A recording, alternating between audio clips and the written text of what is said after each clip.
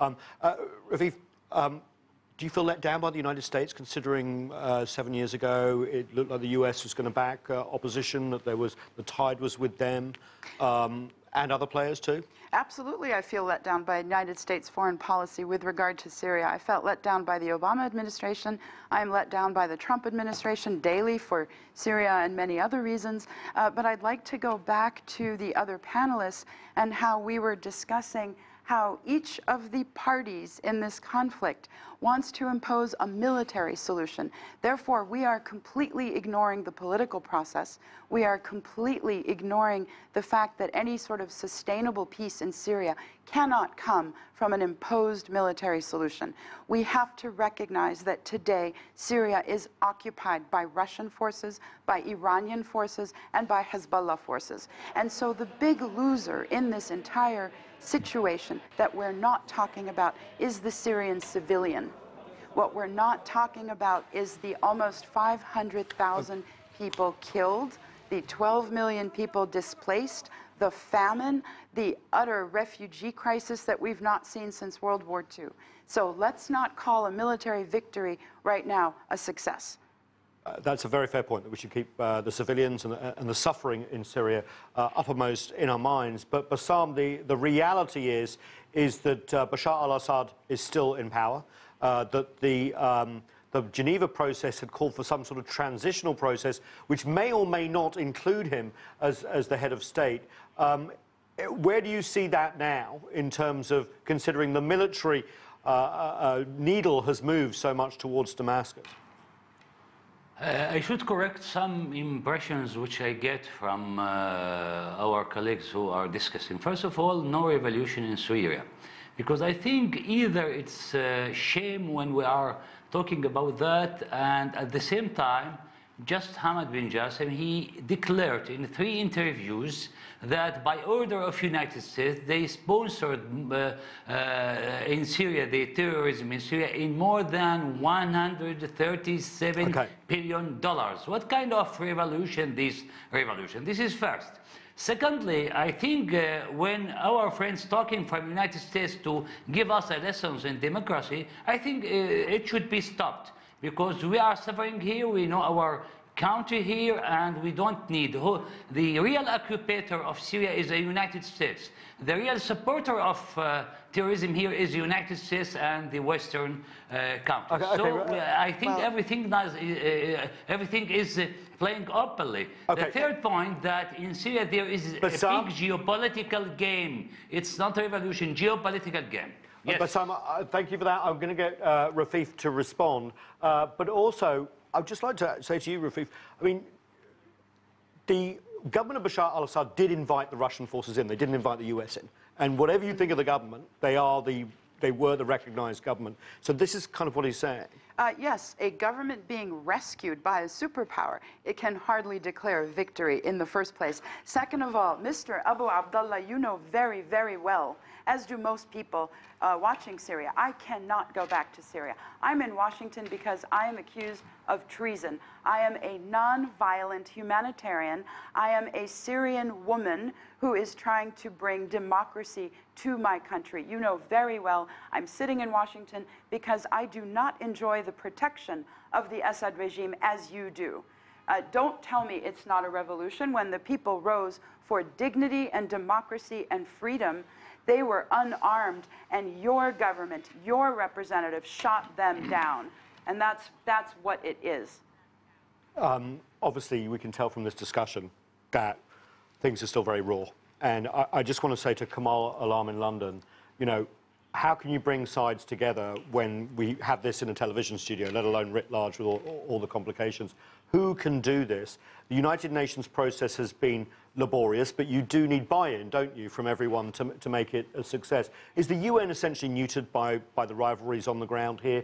And can they only just play although be it important, a humanitarian role in trying to relieve the suffering of the Syrian people? I think there's obviously a lot of emotions and divisions, as we know. It's been a very tragic war. There's been a lot of blood spilled. and some people will take time to get over it.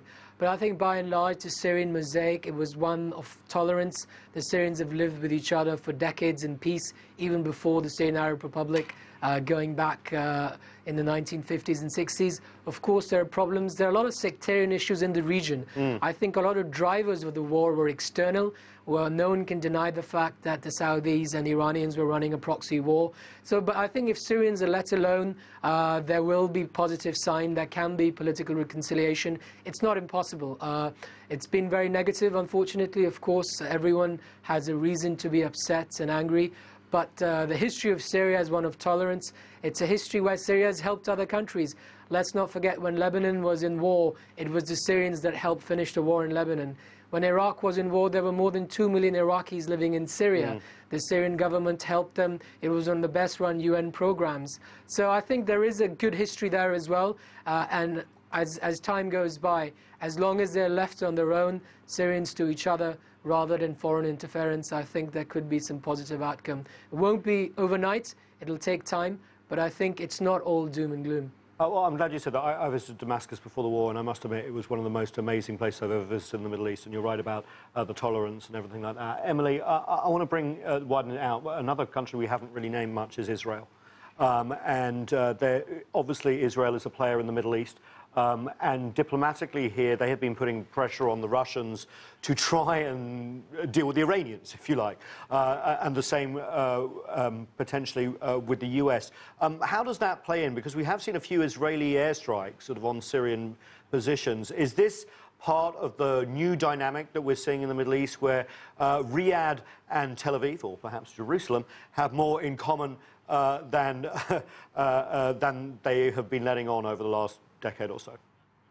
It has been interesting that we saw last week with President Trump naming Jerusalem as the capital of Israel, that happening at the same time that you have just this rising concern from Israel and from Saudi Arabia over Iran's preeminence in the region. And really the Syrian conflict and where Iran stands strategically in that conflict does really drive that home to Iran's adversaries, Israel and to Saudi Arabia. They're concerned about what Iran might be able to do through its connections to militias in Syria and to Iraq and ultimately onto Lebanon. You know, we've already seen steadily throughout the conflict, Israel is concerned about Hezbollah being able to supply through Syrian territory, resupply from Iran to Lebanon through Syrian territory. And Israel has been working very closely with Russia on trying to maintain Russian guarantees that it will help Israel maintain its security and to keep the Syrian government from allowing Hezbollah to do that. But I do think you're going to keep seeing Israel working with Russia and trying to push against any gains that Hezbollah can make, any sort of strategic corridors that it can try and solidify and codify as a way to connect Iran through Syria onto Lebanon.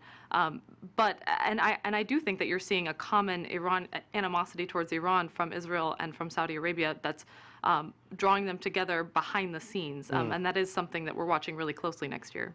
I want to spend the last part of this show talking about the plight of the Syrian people, because we've touched on it, but we haven't really gone in depth. But before I go to Damascus, I want to play some sound from President Bashar al-Assad. Thanks to your sacrifices and to the ones of the Syrian army and of our allies, a great number of Syrian citizens have been able to return to their homes and villages. In the name of all the Syrian citizens, I salute you, and I thank you, and I salute each officer. Bassam, that was your president thanking the Russian troops and saying all these Syrians have returned home. I mean, not the Syrians in Jordan, not the Syrians in Turkey. Even in Damascus suburbs, they can't seem to get medicine. What's going on?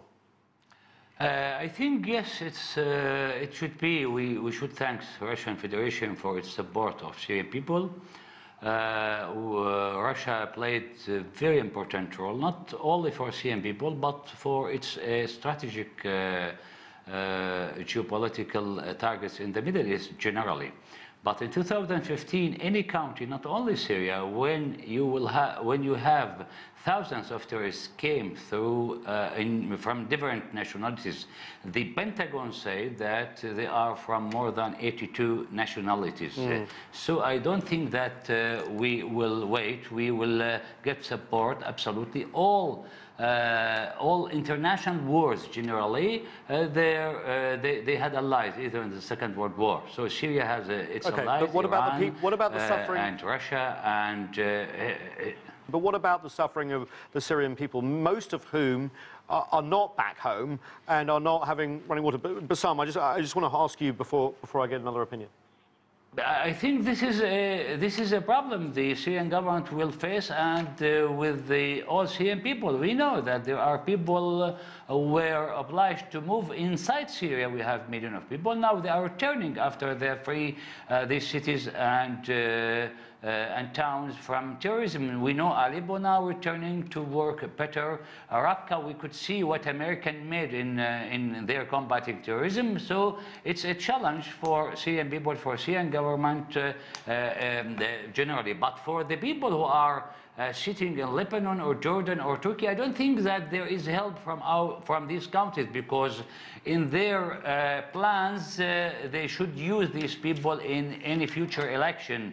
They think that like that, as I read different reports about that. Rafif? Anyway, I think the Syrian government will come for any Syrian citizen to return to his country. Is that what happened in Aleppo when the government took control again? No, hardly. Hardly. So I think this is part of the delusion of the Assad regime, and this is the way the Assad regime likes to frame the situation in Syria, where they're talking about terrorists versus people who were forced to flee because of other terrorists. No, in fact, the largest terrorist in Syria is the Assad regime, and Bashar al-Assad had better be thanking the Russians for saving his regime, for saving that one family that wants to keep ruling Syria. So yes, he owes them a huge debt of gratitude. He also owes a huge debt of gratitude to Hezbollah, who often seals off different civilian communities and imposes starvation siege. Bashar al-Assad owes a huge debt of gratitude to Iran, who has the foot soldiers because the Syrian army is almost non-existent at this point. So yes, Bashar al-Assad owes a huge debt of gratitude. But let's not forget about the 12 million, almost half the Syrian population that is suffering. Let's not forget about the numbers of people in prisons, and we have no information about them. And it's presumed that there are as many as 250,000 people. So that's 250,000 people on top of the almost 500,000 dead. Let Mr. Abu Abdullah answer that. Let Bashar al-Assad talk to us about that. Kamal Alam, last word. We have this UN process going on. You see the divisions here in the studio. What likelihood do you think there's going to be any success from this led process over this week, next month, or into 2018? I think, as I said, you know, obviously it's been a very grim 7 years, but there is some light at the end of the tunnel. There are different sides talking to each other now. As Emily also mentioned, the US, apart from countering terrorism, don't have much of a policy in Syria. That means Russia will continue to lead on all fronts, and with Turkey and Iran talking to them, there is some hope of political dialogue, and that's the only thing left, really. There's no other solution to it. The war will continue on the ground. There are various conflicts. Turks have got the Kurdish issue. There's a southern front. But I think on the diplomatic table, there seems to be some headway. The president is here till 2021. That's a fact. And now the question is how a dialogue can be built towards the next elections, how inclusive it can be, and as well how reconciliatory it can be. And that's what we can say. Well, that looks like a silver lining, but it's perhaps good to end on that. From London, from here in Washington, D.C., from Damascus, and in Texas as well. That's all we have time for on this edition of The Heat. I'm Nathan King in Washington, D.C. Thanks so much.